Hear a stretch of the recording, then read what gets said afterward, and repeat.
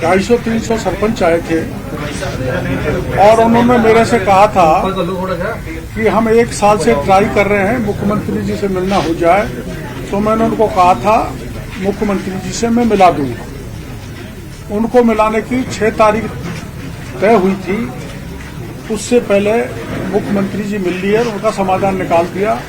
इसके लिए मैं मुख्यमंत्री का आभार प्रदर्शन करना चाहता हूँ। दूसरा एक प्रतिनिधिमंडल सफाई कर्मियों को मिला था राजस्थान भर का।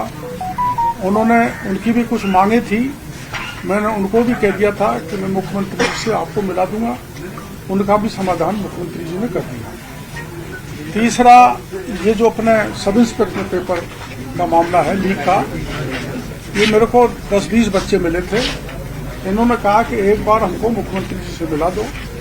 तो 5 तारीख मुख्यमंत्री जी से मिलाने की तय हुई थी कल। जो हमारी सरकार की इंटेलिजेंस है, हमारी सरकार की जो इंटेलिजेंस है, उसने रिपोर्ट दी कि ये जो चाहे किसान हैं, चाहे सफाई कर्मी हैं, चाहे सब इंस्पेक्टर पेपर लीक के लोग हैं, ये डॉक्टर केवड़लाल के उकसावे पर राजस्थान को में विघ्न डालेंगे और प्रधानमंत्री की सभा में भी विघ्न डालेंगे। ये मेरा छवि खराब करने का काम हमारी सरकार के कुछ अधिकारियों ने किया है और वो सीएमओ, सीएम और मेरे में दूरी पैदा करना चाहते हैं। ये भी दुर्भाग्यपूर्ण है। मैं स्पष्ट रूप से कहना चाहता हूं, केवल इन बच्चों को कल मिलाना था और हमारी पुलिस ने जो किया उसका दुखड़ा इन बच्चों ने अंदर रो दिया। माननीय गृहमंत्री जी को सारी बात बता दी। माननीय गृहमंत्री जी ने आश्वासन दिया है कि मैं इनको अभी ले जाके मुख्यमंत्री जी से मिलाऊंगा। देखिए, अभी मेरे से वो छात्र भी मिले हैं और डॉक्टर साहब चूंकि सरकार में स्वयं मंत्री हैं, तो आप समझ सकते हैं वो कैबिनेट मंत्री हैं। उन्होंने जो उनको आश्वासन दिया छात्रों को कि न्याय होगा, सरकार निश्चित रूप से न्यायोचित कार्रवाई करेगी। इसमें कोई शंका किसी प्रकार की नहीं है। पुलिस की कार्यशैली पर सवाल उठाए हैं, छात्रों ने उठाया, डॉक्टर साहब ने भी कहा इंटेलिजेंस की गलत रिपोर्ट गई है सीएम तक। मैंने सारी रिपोर्ट मांगी है और जो सही होगा सारे प्रकरण की एक बार हम देखभाल कर लेंगे। हमारा ध्येय है, माननीय मुख्यमंत्री जी का ध्येय है कि हर व्यक्ति की संरक्षा सुरक्षा हो। 11 बजे सडनली मेरे को आवाज आई कि हाँ शायद कोई बाहर है। तो मैंने ना गेट खोला तो वहाँ पे देखा कि मैडम थी और 4 कांस्टेबल थे। तो उन्होंने बोला कि आपको हमारे साथ चलना पड़ेगा पूछताछ के लिए। तो मैंने उनसे पूछा कि कौन सी पूछताछ, किस चीज़ के लिए पूछताछ करनी है। तो उन्होंने बोला कि हमारे पर भी ऊपर से आदेश आए हैं, तो हमें तो आपको पूछताछ के लिए लेके जाना पड़ेगा। तो मैंने बोला पिताजी को मुझे इन्फॉर्म करना पड़ेगा, पिताजी ऊपर सो रहे हैं। तो वो ऊपर पापा को बोलने गए वहाँ पे कि आपके बच्चे को लेके जा रहे हैं। तो उन्होंने, पापा ने भी पूछा कि हाँ किस चीज़ के लिए लेके जा रहे हैं। तो लेके कोई दिक्कत नहीं है, आराम से बोलो। मैं उनको मना कर रही थी, पहले मुझे बताओ तो सही किस चीज़ के लिए लेके जा रहे हो आप सब लोग। उन्होंने बोला कि नहीं हमें पूछताछ करनी है आपसे। वो मुझे जबरदस्ती गाड़ी में बिठा दिए कि हाँ नहीं हमें पूछताछ करेंगे। फिर मेरे को गाड़ी में बिठा के रखा उन्होंने। फिर किरोड़ी बाबा आए, उन्होंने बोला कि आप गाड़ी से उतरो। ऐसा कैसे आपने बिठा रखा है। 11 बजे के लगभग पुलिस वाले आए थे। सारे लोग साइलेंट रह जाएंगे। अनीता गुजर, वाइफ ऑफ विकास विदुरी। हम तो सो गए थे, लेकिन 11 बजे गेट हमारा लॉक हो जाता है 9 बजे। वो 11 बजे गेट कूद के आए थे पुलिस वाले। फिर ऊपर आके हमारे गेट बजाने लगे, जोर जोर से गालियां करने लगे। इस तरीके से कर रहे थे। हम क्या क्रिमिनल है क्या? कोई न्याय के साथ लड़ाई करना कोई गलत बात है क्या? और बहुत गंदी गंदी गालियां बक रहे थे, गेट के लात मार रहे थे, खिड़की तोड़ दी। फिर बाद में लॉक लगा के चले गए थे। भर्ती रद्द आंदोलन को लेकर थोड़ा सा सक्रिय हूँ। मेरा दोष सिर्फ इतना सा है, मेरी बहन मंजू का दोष इतना सा है कि इस भ्रष्टाचार के खिलाफ हम आवाज उठा रहे हैं। और हमारा दोष यह है कि जो सरकार ने रिकमेंडेशन की, हम उसी बात को दोहरा रहे हैं कि आपकी सरकार ने जो जांचें कर दी, एसओजी, पीएचक्यू और एजी ने जो सब कुछ कर दी, सरकार को रिकमेंड कर दिया, तो वो आप उस पर कार्रवाई क्यों नहीं कर रहे? जब पिछले 4-5 दिनों से हम इतने डरे हुए हैं, सहमे हुए हैं, हर बार फोन किया जाता है, धमकियां दी जाती है, और रात को जब कल ये 11-11:15 बजे ये लोग आए तो गेट फांद कर आए, फिर ऊपर चढ़े तो इन्होंने गेट को तोड़ने का पूरा प्रयास किया, लात मारी, एक खिड़की को पूरा तोड़ दिया। और जब हम डरे हुए सहमे हुए थे तो हम निकले नहीं। मैंने मेरे मित्र को सूचित किया, उन्होंने किरोड़ी बाबा को सूचित किया, तब जाके बाबा आए और तब तक वो बाहर से लोग आके चले गए थे। मंत्री किरोड़ी की पुलिस से तीखी नोकझोंक।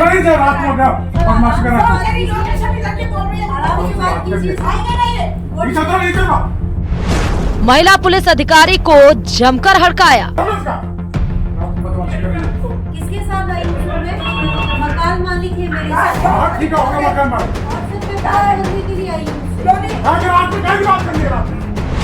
छात्र नेताओं के घर दबिश देने पर भड़के मंत्री। तो आप भी तो आए साथ में। तुम क्या की बात कर रहे हो? कैसे जो गुस्सा कर रहे हो? वो मेरा आदमी है। आदमी क्या होता है? चुपचाप नहीं चल रहा। गुस्सा कर रहे हो? रात को किसी को मकान में सब इंस्पेक्टर भर्ती परीक्षा 2021 रद्द करवाने के लिए आंदोलन कर रहे छात्र नेता विकास बीथुड़ी के घर पुलिस ने मंगलवार देर रात दबिश दी। महेश नगर थाना कविता शर्मा अभी जांच पड़ताल कर रही हैं कि उनका सामना मंत्री किरोड़ी लाल मीणा से हो गया। फिर जो हुआ वो आप खुद सुन लीजिए।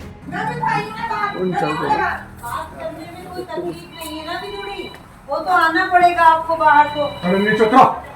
बाहर तो आना पड़ेगा। नीचे आ जाओ, नीचे आ जाओ। मैडम रात को क्या बदमाशी कर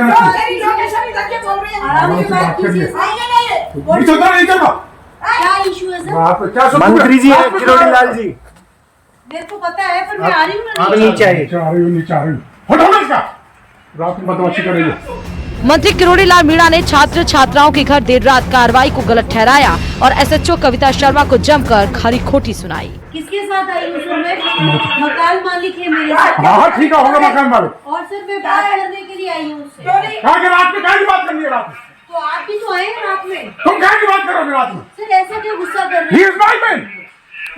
वो मेरा आदमी है जिसको आप पकड़ना है। आदमी क्या होता है सर? आदमी क्या होता है? चुपचाप नहीं चल रहा। सर ऐसा क्या गुस्सा कर रहे हैं? क्या गुस्सा कर रहे हो? रात को किसी को मकान को डिस्टर्ब।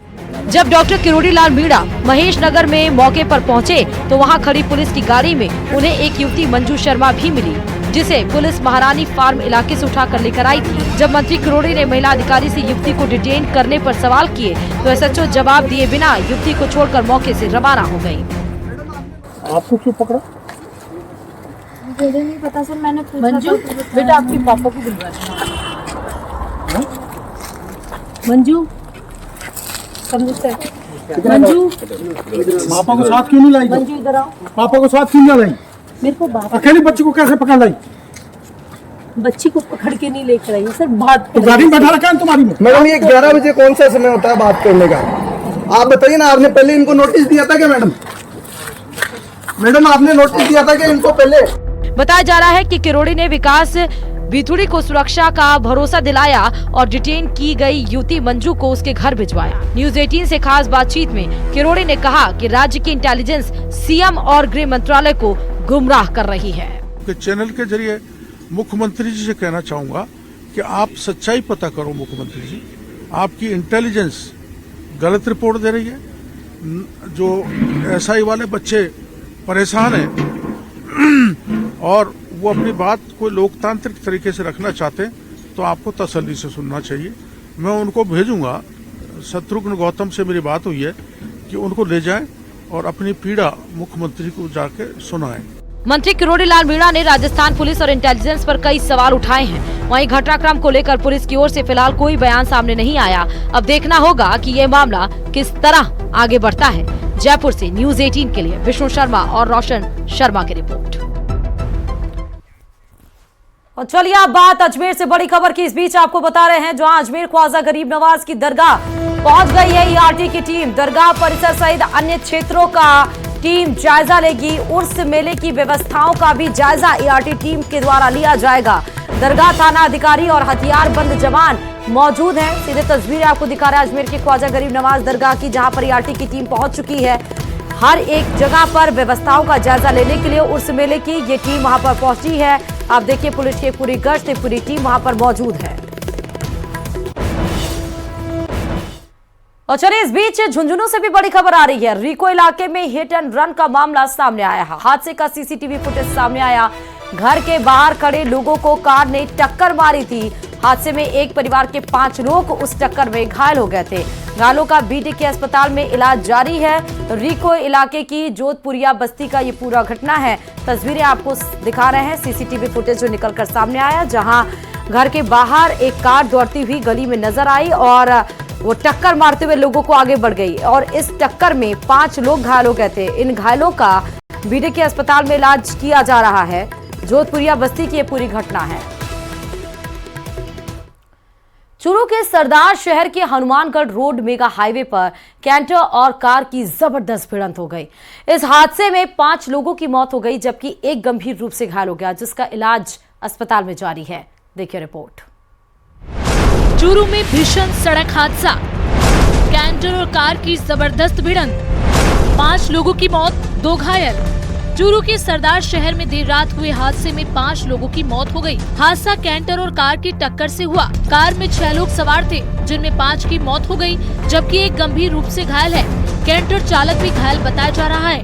आमने सामने भिड़ंत हुई है, जिसमें सफारी में जो सवार व्यक्ति हैं उसमें से 4 की तो यही मृत्यु हो गई थी और जिसमें से 2 जो घायल हैं उनको बीकानेर भेजा था, जिनमें से एक की मृत्यु हो चुकी है और एक अभी भी अस्पताल में जहरी इलाज भर्ती है। सूचना मिलते ही सरदार शहर पुलिस मौके पर पहुंची। टक्कर इतनी जबरदस्त थी कि कार में फंसे लोगों को निकालने में कई घंटे लग गए। इतना ही नहीं, मौके पर क्रेन बुलाकर कैंटर को अलग कराया गया।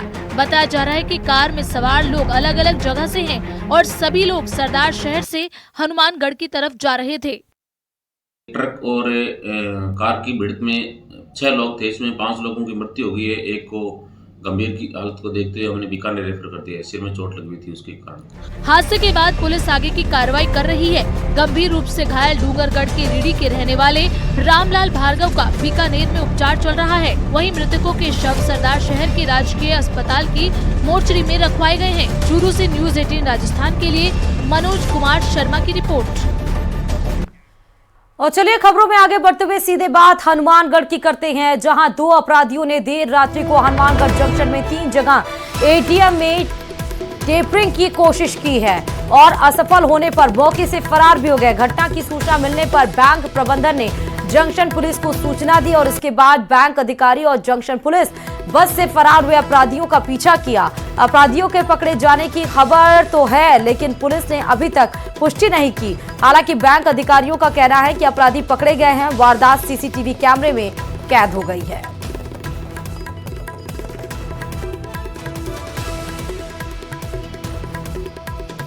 है, चूना फाटक है और बस डिपो है।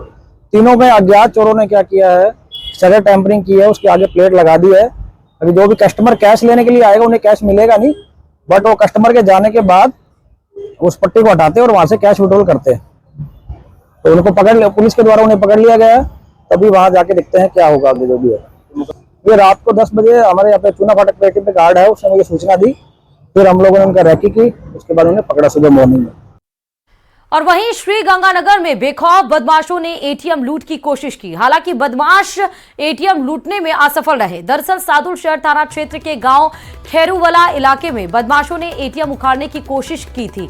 उसी दौरान कंट्रोल रूम में सायरन बजने से स्थानीय पुलिस मौके पर पहुंच गई, जिसके बाद से बदमाश मौके से फरार हो गए। फिलहाल पुलिस घटना की जानकारी के बाद जांच में जुटी है। बांग्लादेश में अल्पसंख्यक हिंदुओं पर हो रहे अत्याचार के खिलाफ जयपुर में बड़ी संख्या में लोगों ने विरोध प्रदर्शन किया है। सर्व समाज की ओर से किए जा रहे इस प्रदर्शन में भारी संख्या में साधु संतों का भी साथ मिला और इस दौरान लोगों ने हाथों में तख्तियां लेकर नारेबाजी करते हुए भारत सरकार से तुरंत हस्तक्षेप करने और बांग्लादेश पर कई प्रकार के प्रतिबंध लगाने की मांग भी की है। हिंदुओं पर अत्याचार के खिलाफ, इसको हिंदुओं के खिलाफ हो रहे अत्याचार को तुरंत रोकना चाहिए।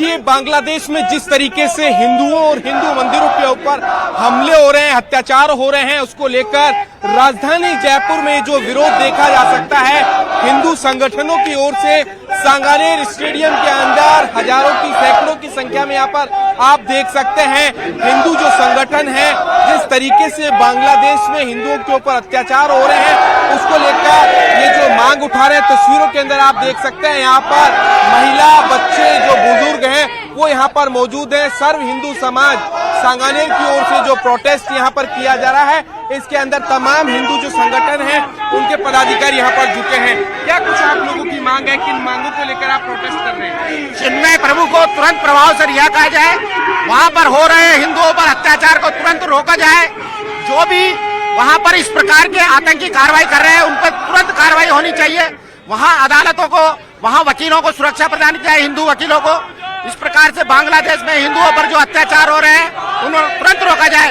हिंदुओं के प्रति जो बांग्लादेश में अत्याचार हो रहा है उसके लिए हमारा हिंदू समाज पूरी तरह आक्रोशित है और जब तक ये अत्याचार बंद नहीं करेंगे इसी प्रकार से हम उसका विरोध करते रहेंगे। भाई साहब, ये आपको सारे मीडिया को पता, पूरे भारत को पता है कि हमारे हिंदू भाई बहनों पे अत्याचार हो रहा है, महिलाओं के साथ बलात्कार करे जा रहे हैं। मंदिर में जो पुजारी है हमारे सनातन धर्म को नष्ट कर रहे हैं। ऐसा नहीं सहेगा हमारा हिंदुस्तान और इनको एक बार इनको भी भगाएंगे। यदि ये ऐसा करेंगे तो हम जमीन पे आएंगे ना, मार धाड़ की लड़ाई करेंगे। और भीलवाड़ा से भी बड़ी खबर है, जहां पर हिंदुओं पर अत्याचार के विरोध में आसींद कस्बा बंद बुलाया गया है। बांग्लादेश में हिंदू उत्पीड़न का विरोध यहां पर किया गया। सर्व हिंदू समाज ने बंद का आह्वान किया है। आसींद कस्बे के व्यापारियों ने भी बंद का समर्थन किया। दरअसल उपखंड अधिकारी को ज्ञापन भी सौंपेंगे। बंद करके बड़े मंदिर में इकट्ठा हुए भी लोग, मंदिर की तस्वीरें आपको दिखा रहे हैं, जहां पर व्यापार को बंद कर, दुकानें बंद कर एक मंदिर में जाकर इकट्ठा हो गए। ये विरोध प्रदर्शन इसलिए हो रहा है क्योंकि बांग्लादेश में हिंदुओं के ऊपर जो अत्याचार हो रहा है उसकी जो गूंज है ना सिर्फ जयपुर बल्कि भीलवाड़ा में भी आपको दिखाई पड़ रही है। आसिंद कस्बे के व्यापारियों ने बंद का आह्वान किया है। बांग्लादेश में हिंदुओं के खिलाफ अत्याचार के लिए ये विरोध प्रदर्शन है। चूरू के कितासर गांव में पति को छोड़कर प्रेमी से शादी करने वाली महिला ने एसपी दफ्तर में सुरक्षा की गुहार लगाई। पीड़ित गायत्री का कहना है कि जब से उसने अपने प्रेमी से रिश्ता जोड़ा है तब से उसे जान से मारने की धमकी मिल रही है। पीड़ित गायत्री का कहना है कि 3 साल पहले उसकी मुलाकात रामचंद्र से हुई थी, लेकिन भाई के बदले आटा साटा में उसकी भी शादी कर दी गई, लेकिन उसे पति पसंद नहीं आया। लेकिन 9 महीने जब उसके भाई का रिश्ता टूटा तो गायत्री भी ससुराल से मायके आ गई और फिर जिगनिया गांव में रहने वाले रामचंद्र से संपर्क में आ गई। रामचंद्र की माने तो 3 महीने पहले गायत्री अपना पीहर छोड़कर उसके पास आ गई। फिर दोनों दिल्ली में अपने किसी परिचित के पास जाकर रहने लगे।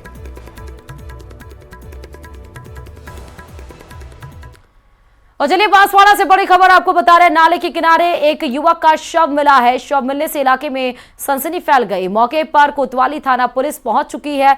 मृतक की सरपंच के भतीजे के रूप में पहचान बताई जा रही है। शव की तस्वीरें आपको दिखा रहे हैं। कोतवाली थाना क्षेत्र के निचला घंटारा गांव का ये पूरा मामला है।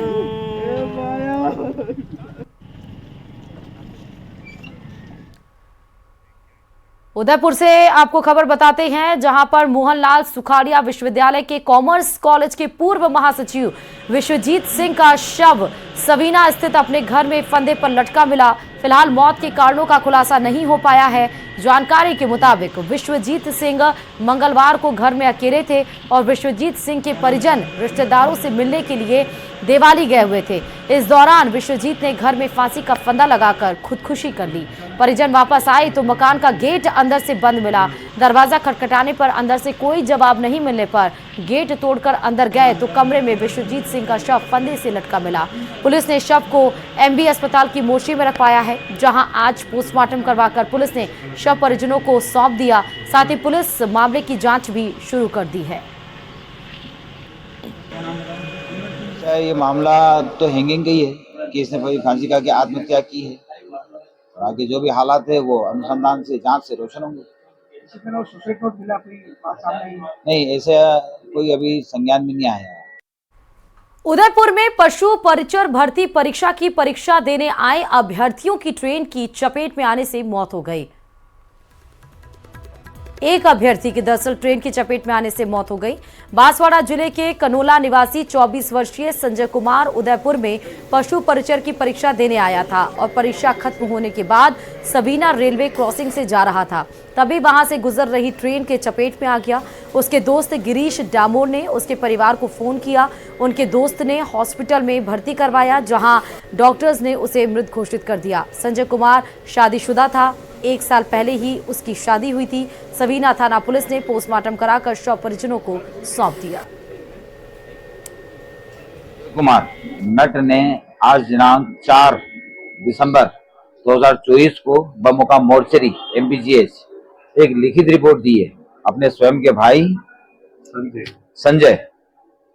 संजय कुमार, जो कि जड़ाव नर्सरी रेलवे ट्रैक पे ट्रेन से दुर्घटनाग्रस्त हो गया है, जिससे उसकी मृत्यु हो गई है, जिसके PM के लिए मैं आया हूं और नियमानुसार जो भी अग्रिम कार्रवाई है वो अमल में लाई जाएगी। मैं संजय कुमार नट कानेला बांसवाड़ा आनंदपुर जिले के पशु परिसर परीक्षा देने आया था मेरा भतीजा, और ये उदयपुर के सबीना फाटक के आगे ट्रेन में चपेट में आ गया और उसके साथ में उसके साथी गिरीश कुमार डामोर ने मेरे को सूचना दी और उसके सूचना के तहत मैं उदयपुर यहाँ PM कराने आए हुए हैं सर।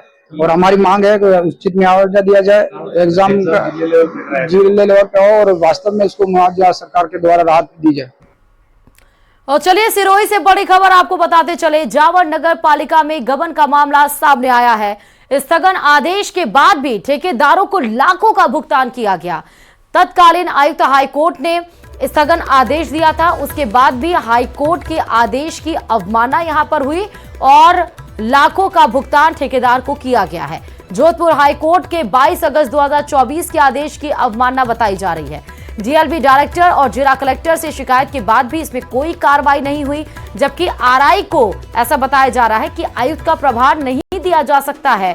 शासन प्रशासन की साठगांठ इसमें सामने आ रही है। लाखों के भुगतान के बाद भी जिला कलेक्टर से शिकायत के बाद कोई संज्ञान नहीं लिया गया। और अब खबर श्रीगंगानगर से, जहां श्रीकरणपुर के रहने वाले 28 वर्षीय युवक विशु गोयल की डेंगू से मौत हो गई। मृतक पिछले 4-5 दिनों से तेज बुखार से पीड़ित था। उल्टी में खून आने के बाद उसे सरकारी अस्पताल में भर्ती कराया गया। हालत गंभीर होने पर परिजन उसे निजी अस्पताल लेके गए, जहां मंगलवार को उसकी इलाज के दरमियान मौत हो गई। इन दिनों श्रीगंगानगर सहित ग्रामीण क्षेत्रों में बदलते मौसम के कारण OPD में खांसी, जुकाम और वायरल बुखार के रोगियों की संख्या में इजाफा भी हुआ है। सर्दी के लेट आने की वजह से जो एक वायरस जनित बीमारियां जो हुआ करती थी, जो सर्दी के आने पे स्वतः ही खत्म हो जाया करती थी, उनका प्रकोप भी अभी तक विद्यमान है। डेंगू, मलेरिया जो ऐसी बीमारियां होती थी जो सर्दी के आने पे अपने आप खत्म हो जाया करती थी प्राकृतिक नियम के अनुसार, लेकिन अब अक्टूबर-नवंबर के अंदर ये प्रेवलेंट हो रही हैं। तो ये भी एक बहुत बड़ा हेल्थ इशू इस वक्त चल रहा है। हमारे अस्पताल के अंदर इस तरीके के रोगी काफ़ी सारे आ रहे हैं जो डेंगू से भी पीड़ित हैं, फीवर से भी पीड़ित हैं, वायरस की बीमारियों से भी पीड़ित हैं। चलिए खबरों में आगे बढ़ते हुए सीधे पुष्कर से आपको खबर बता रहे हैं। पर्यटन स्थल पुष्कर में लूट की वारदात सामने आई है। यहां महिला के साथ 2 बाइक सवार बदमाशों ने बैग स्नैचिंग की वारदात को अंजाम दिया है। बदमाशों ने कैमल सफारी कर रहे एक परिवार का बैग छीना और फरार हो गए। इस घटना में शामिल बदमाशों का CCTV फुटेज भी सामने आया, जिसे लेकर पीड़ित ने पुष्कर थाना पुलिस को सूचित किया और उसके बाद पुलिस की टीम मौके पर पहुंची, लेकिन पुलिस को खाली हाथ लौटना पड़ा। जानकारी के मुताबिक महिला अपने परिवार के साथ पुष्कर घूमने आई थी और उसके बैग में 20,000 नगद, एक फोन सहित दस्तावेज रखे थे। फिलहाल पुलिस ने जल्द आरोपियों की गिरफ्तारी का आश्वासन दिया है।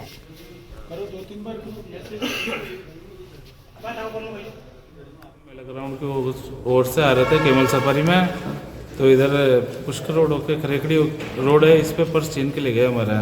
2 बंदे थे, डिलक्स गाड़ी थी, बिना नंबर प्लेट के। 20,000 रुपये थे और EMI का फ़ोन था। अंधेरे का फायदा उठा के झपट्टा मार के ले गया। मैं जैसे भगा तो फास्ट गली में से निकल के बाइक ले गए। आप किस पे जा रहे थे? हम कैमल सफारी में, उसमें बग्गी में थे। बग्गी में थे। कौन थे आपके साथ? माता जी? मम्मी, मेरी मम्मी पर्स छीन के भग गए। और कौन थे? सिस्टर, मम्मी, मैं और मेरे जीजा जी। राजसमंद के विश्व विरासत में शामिल शास्त्रीय संगीत प्रेमी महाराणा कुंभा के दुर्ग में महोत्सव के तीसरे